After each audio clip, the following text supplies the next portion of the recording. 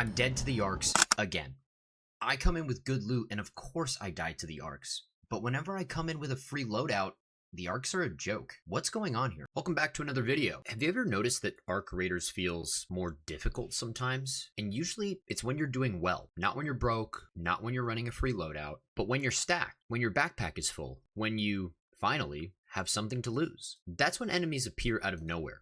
Patrols cut off exits, and suddenly the AI feels smarter, stronger. As we have seen with all of these matchmaking systems they have in place, Arc Raiders does not treat every player the same. AI Arc enemies also do not treat every player the same. The Arcs functions differently when you're winning. And by the end of this video, you'll understand why extraction shooters do this on purpose. They need the game to scale in difficulty when you have good loot. As we have discussed before in other videos, Arc Raiders doesn't define winning as kills. It defines winning as loot value, survival time, extraction proximity. You can test this for yourself. Go in with no gear, no loot, just a free loadout. The AI is chill. Now go in with high tier weapons, a full bag of on-use items. Suddenly, enemies seem stronger, patrols tighten, drones appear.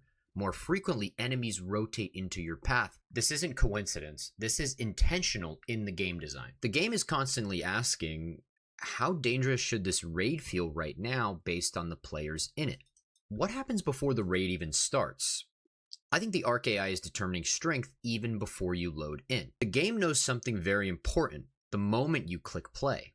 It knows what equipment you have, what weapons you brought, what is in your backpack in quick use. It knows how prepared you are, and that matters a lot. In Arc Raiders, gear is a signal. When you bring in a high tier kit, the game doesn't see a skilled player, it sees a high value player, which means from the very first second, the AI can decide how aggressive enemies should be, what kind of arcs should appear, how dense should the patrols be. Not because it wants to punish you, but because the risk curve must match the reward curve. Quick example, if two players load into the same map with two very different gear sets, for example, player A has a free loadout, player B has a Venator, Renegade, heavy shields, although it's debatable if that's even the best shield, and plenty of trigger nades. If both get the same AI behavior, the game breaks. You can't have strong AI enemies crush weak players and easy AI be ignorable in high-level lobbies. So, Arc Raiders likely weighs incoming kit value. In addition to incoming kit value, we know it is weighing skill level and aggression levels, which I'm guessing builds kind of this three-tier matchmaking system,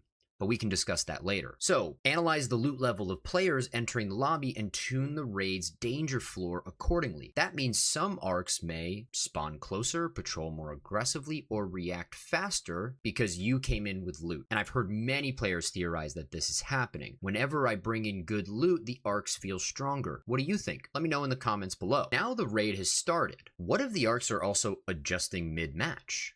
I feel pretty confident about arcs turning up the difficulty level when you enter with good loot, but what if you get some great gear mid-match in what was determined at the start as an easy arc difficulty? Do the arcs get stronger after you find that purple volcano? Maybe. Let's discuss. Most players think Arc Raiders AI just wanders, hears sounds, and attacks when close. But under the hood, it seems like the AI could potentially be constantly evaluating if you are a threat and adjusting accordingly. That means it could track things like time alive, your gear score, players killed and looted. When these climb, you move from low threat to high value target. The AI doesn't see you as a player, it sees you as a walking jackpot, and jackpots attract predators. When you're winning, my suspicion is Arc Raiders changes three things. Spawn timing. Enemies are going to start to appear faster, closer, and more frequently to your position. Path control. Enemies will start blocking shortcuts, occupying choke points, patrolling exits. They don't chase you, they cut you off. And aggression level. Enemies flank more, push harder, stop retreating.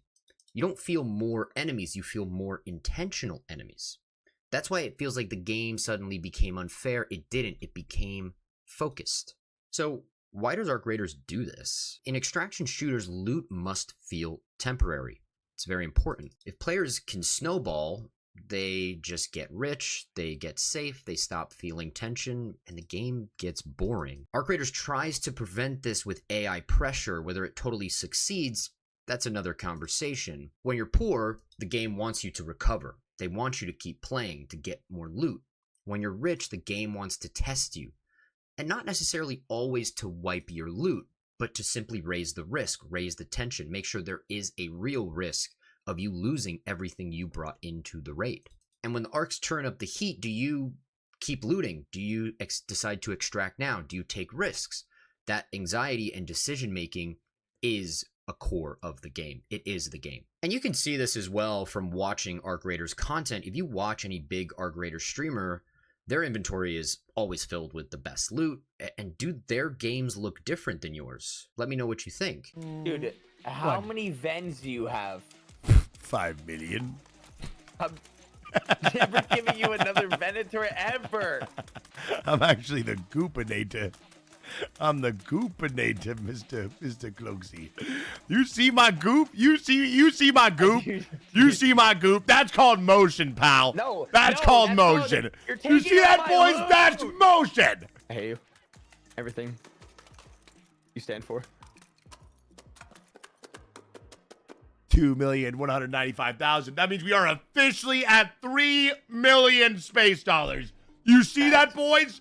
We are 2 million away from our goal. I'll tell you one thing. My inventory does not look like that. I think the game is trying to teach you you are never safe while you are winning, and that is very important in an extraction shooter. Arc Raiders doesn't punish success, though. It simply hunts it. It turns up the heat when you succeed. The game wants risk. It wants loss. It wants tension. Key things that make an extraction shooter exciting. So the next time everything goes totally wrong in your raid, right when you're about to extract, remember the AI didn't get lucky.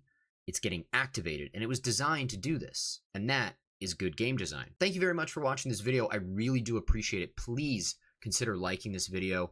It really helps me a lot. And please consider subscribing if you want more game design videos, not only for Arc Raiders content, there will be more Arc Raiders content coming, but for a plethora of other games. I'll see you in the next one.